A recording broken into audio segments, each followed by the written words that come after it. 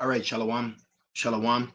First and foremost, I want to give all praise, all honor, and all glory to Yahweh, Bahashem, Yahushai, Baha, Rachaf, Kodash. I would like to give double honors to my elders and apostles of Great Millstone that do well, and peace and salutations to the Lord's elect. And Adon Ratazah, this will be edifying to the sincere sheep of Yahweh Bashem Yahushai. All right, and as the title reads, their foot shall slide in due season. Okay, and that's in quotations because this is a direct quote, all right, out the scriptures of a prophecy by Yahweh Bashem El Shai. Now let me just click this, make sure the audio is good. All right, hey, and Shalom, Yahweh Bashem El Shai, Bashem Rakakadash, Barakathum, to the sincere brothers and sisters tuning in. All right, so as the title reads, their foot shall slide in due time. Okay, so I came across an article that I found edifying through the spirit. So I just wanted to share it. All right, the times that we are in, we are seeing more signs, okay, beautiful things taking place upon our enemies, upon this wicked empire. All right, and, as the days move forward, it's clearer and clearer that soon we will be delivered. All right, so let me share my screen. Okay, and I found this article on SHTF plan. Okay, when the hits the plan. So I found this beautiful. So right here it says freak weather events and drought are devastating agricultural production all over the globe. Okay, and as I was looking at this and a few other articles, no one's going to be able to answer what's going on but the men of Yahweh Bashem El Shai. Okay, and immediately the first account that came to mind is with Joseph. Okay, Joseph was the only one that was able to break down the Pharaoh's dream. All right, none of the magicians, none of the chief this or chief that, the butlers, nobody could explain what was taking place, but only, as they said, a Hebrew. Okay, they said a Hebrew can explain this. As a matter of fact, let me get that real quick. Let me share something with you. I really would love to go into the account of Genesis 41, but for time's sake, I'm not gonna. If the Spirit has it, I will touch on a few points in it and pull them out. But it is very spiritual. If you're not familiar with the account, I definitely recommend you read it. So let's go down. This is Pharaoh. All right, he had a dream, and none of his men could explain it. Let's start at Genesis 41 and 9. I'm going to read it quick to make my point. It says, then spake the chief butler unto Pharaoh, saying, I do remember my faults this day. Pharaoh was wroth with his servants and put me in ward, all right, a jail, prison, in the captain of the guard's house, both me and the chief baker. And we dreamed a dream in one night, I and he, and we dreamed each man according to the interpretation of his dream. And there was there with us a young man and Hebrew servant to the captain of the guard, and we told him, and he interpreted to us our dreams, to each man according to his dream he did interpret. And it came to pass as he interpreted to us, so it was. You see? So Yahweh Bashem El Shai gives his secrets unto his servants, the prophets. Now, also, there's a prophecy in Joel, the second chapter, he should pour his spirit upon all flesh. And yes, people may prophesize, but they're not going to know directly what they're prophesying about. There's times people come to camp and they'll say something and we say, hey, that's scriptural. And they'll have no idea what they're saying is, actually biblical, you see, but we have the understanding and the spirit and knowledge pertaining to the prophecy and what has been written. Okay, so here's a beautiful account, and guess what? This account was about Joseph, the 7 years of greatness and the 7 years of famine, and where? Egypt. Okay, so famine hit Egypt, plagues have hit Egypt, so it's very spiritual.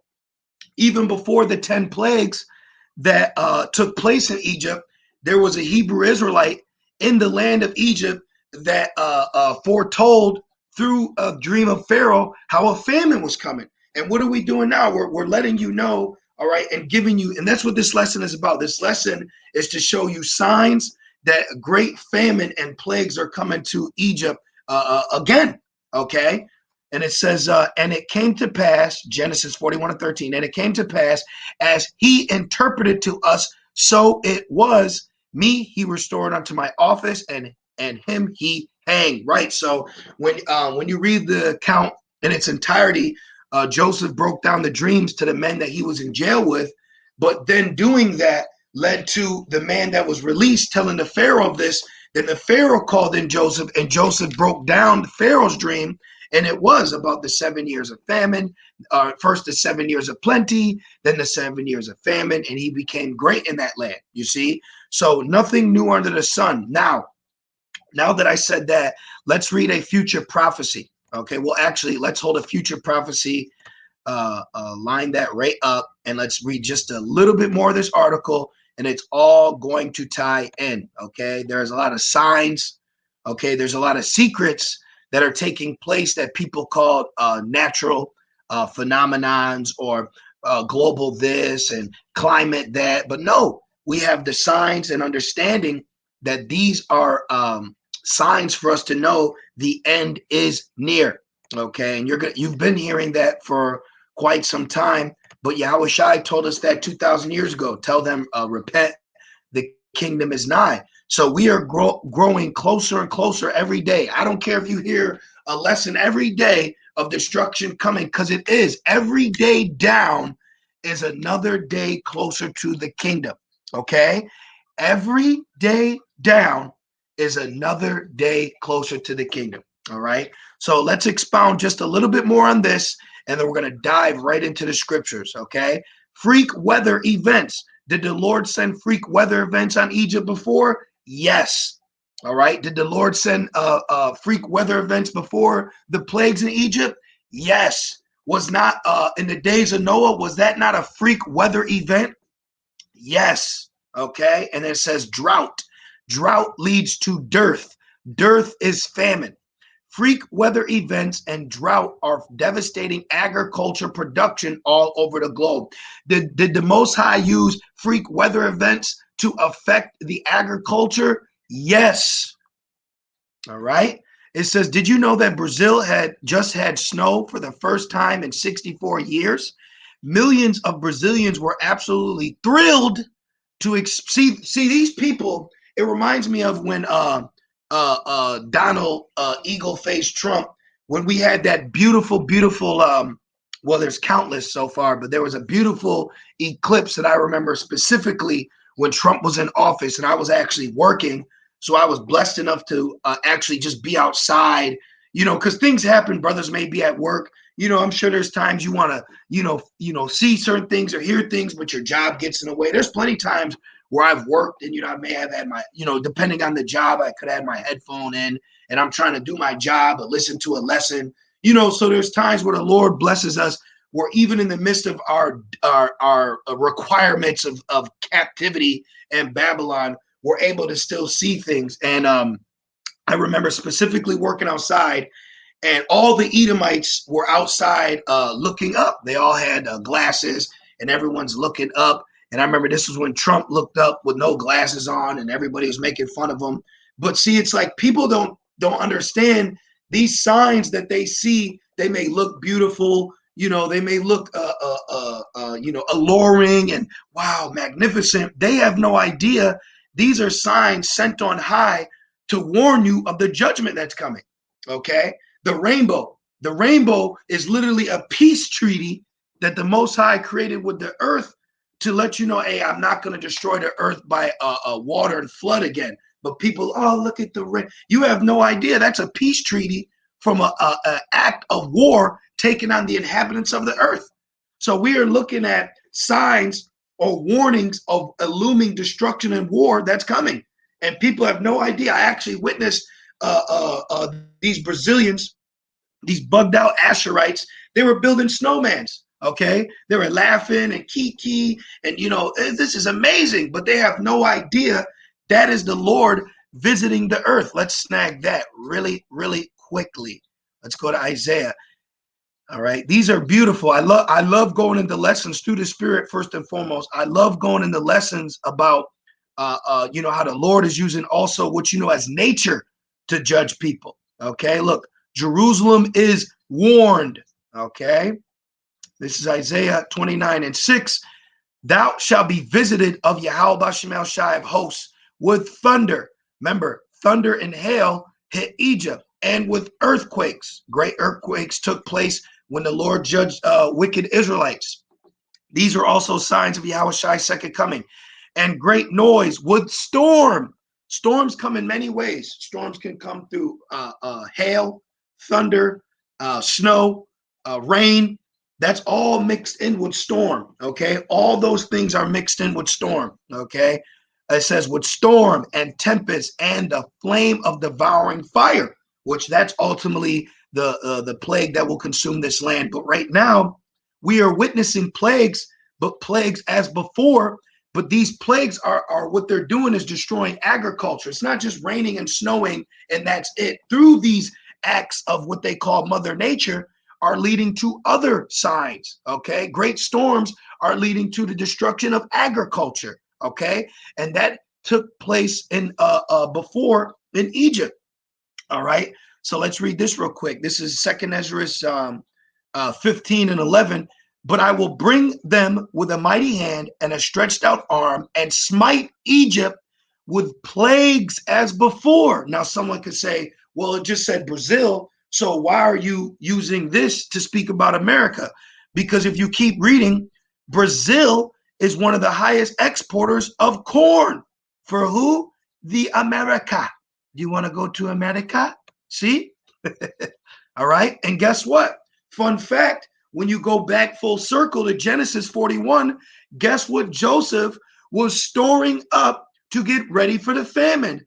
Corn. So the Lord is taking out things that man could use to store up to get ready for the famine. So now he's going to be in straits getting ready to deal with this inevitable famine. How beautiful is that? Okay. Joseph, okay, the house of Joseph, the head tribe Ephraim of the north, a man by the name of Joseph stored up corn, and now in the land of the northern kingdom, corn is being completely diminished. I'm going to go back and read it, but it's all very spiritual. I found it very spiritual.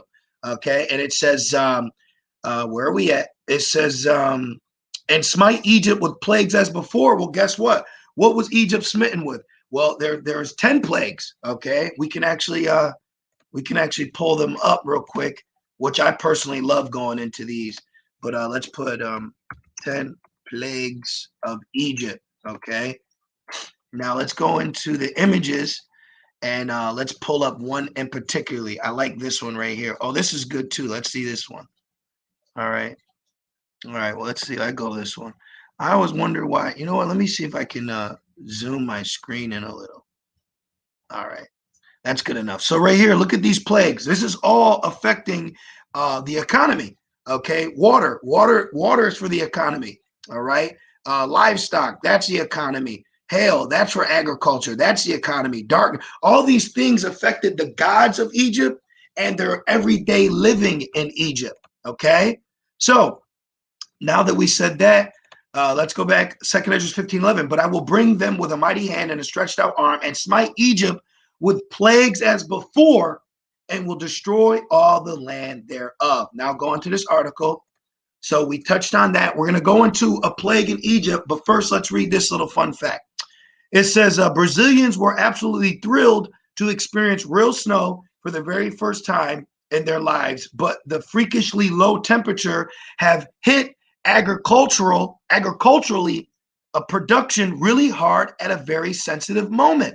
Brazil is one of the largest exporters of corn in the entire world, and at this point, corn production is expected to be way low, original projections. But for many Americans, the fate of the Arabic bean crop is of far more interest. So right here, the world is being visited by storms and tempests, and this is affecting your food chain, just like how Egypt was hit with storms, and that affected their livestock and food exchange. Okay, and let's prove that. So now let's go to Exodus 9, really quick. Let's go to Exodus 9 and touch on it. All right, and guess what? the livestock that the Most High destroyed, these Egyptians worshiped them. Okay, so let's see. I'll just read 9. It says, behold, the hand of the Lord is upon thy cattle, which is in thy field, which is in the field, upon the horses, upon the asses, upon the camel, upon the oxen, and upon the sheep. There shall be a very grievous murrain. Now, what is murrain? It's a plague. It's a disease. Okay, it's a disease. Now, let's further expound on this. Now, why did the Lord just do that? Did the Lord just destroy their cattle to destroy them, to stop them from eating? You could say yes, but it has a deeper meaning. Okay, it was not only to bring in a famine on the land, but also to judge them for their idol worship of these animals. Now, let me back up. Okay, let's see. Now, what I want to show you, brothers and sisters, is a beautiful fun fact. Cross-reference. All right, where is it? Where's my cross-reference? Is it loading? Just give me a second. All right, here we go. Cross-reference. Look, murrain, right? The grievous murrain, if I'm saying that correctly. It says, we may observe a particular scope and meaning in this calamity. If we consider it in regard to the Egyptians, which would not have existed in respect to any other people, they held in idolatrous reverence almost every animal, but some they held in particular veneration as the ox, cow, and ram. Among these, Apis and Menes are well known, the former being a sacred bull worshipped at Memphis. See, so they had animals. So the Most High not only took out the livestock for judgment of famine, but also for their idolatrous works. So you're going to see a lot of idols be destroyed in the midst of these plagues as well. And why is that? Well, let's go to Exodus really quick, because not only did the Lord said he was going to judge the Egyptians and their firstborn, but also the gods. So I found that very beautiful. Let me get this real quick. Exodus 12, and let's go to 11. All right. Multifaceted judgment is taking place on this wicked land. All right. And the bull worship, guess what that goes into? Moloch. All right. The same bull on Chicago Bulls. All right. Moloch was a worship cattle. Okay. This is Exodus 9 and 12. It says, for I will pass through the land of Egypt this night and will smite all the firstborn in the land of Egypt, both man and beast, and against all the gods of Egypt, I will execute judgment. I am the Lord. So when the Lord took out the livestock in Exodus 9, they looked at that not only as their livestock being destroyed, but their idolatrous beast that they held in high regard. Okay. And people worship food to this day, but it was at a higher level back then. All right. Because all these heathens sacrificed their beast and meat to their gods, you see. So the Lord is judging them, all right, to destroy and bring in a famine and to destroy their idols. How beautiful is that? Okay. Now, did I finish this? The Moran, where were we at? This is let me see. Okay. And let's read Exodus 9 and 4. And the Lord shall sever between the cattle of Israel and the cattle of Egypt, and there shall nothing die of all that is in the children of Israel. Right. My servants shall eat, but ye shall be hungry. Now let's jump down to even more what they call Mother Nature. Okay. This is Exodus 9 and 23. And it reads, I'll start at 22. And it says, the Lord said unto Moses, stretch forth thy hand toward heaven, that there may be hail in the land of Egypt upon man and upon beast and upon every herb of the field throughout the land of Egypt. Herb of the field, what's also herb, corn. Okay. So you, like in Brazil, the Lord visit with a storm, but then that storm did what? It took out the agriculture. Just like here in right here, the Lord brought a storm. It took out agriculture. It takes out idolatrous works. All beautiful acts and signs of Yahweh Shem Shai, bringing calamity to this place.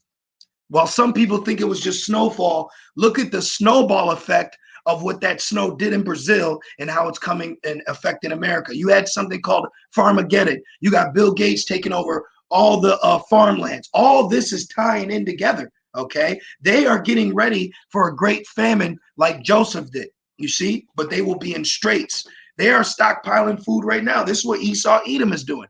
They are aware of what's happening. You got the supply chains running low. They're bringing in more executive orders to take food and water.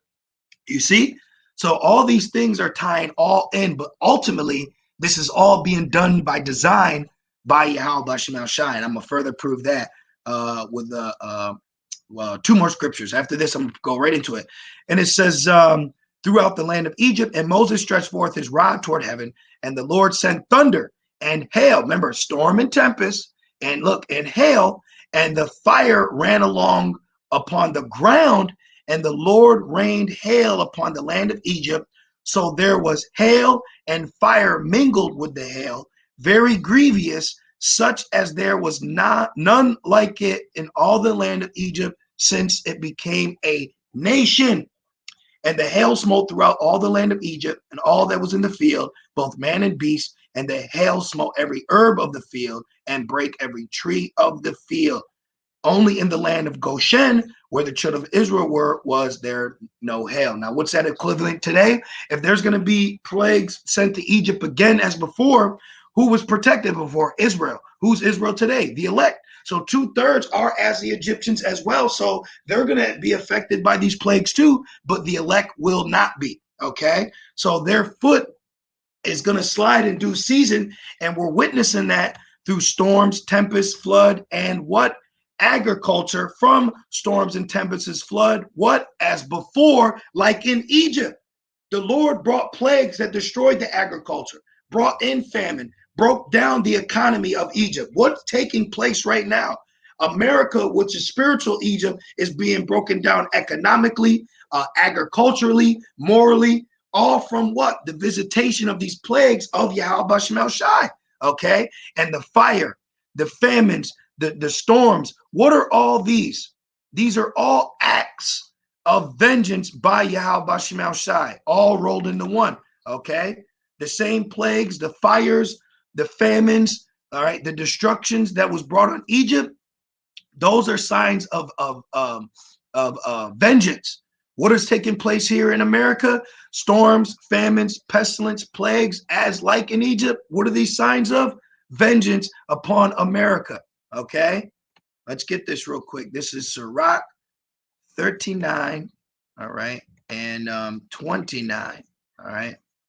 Or for my northerns, 29, 29.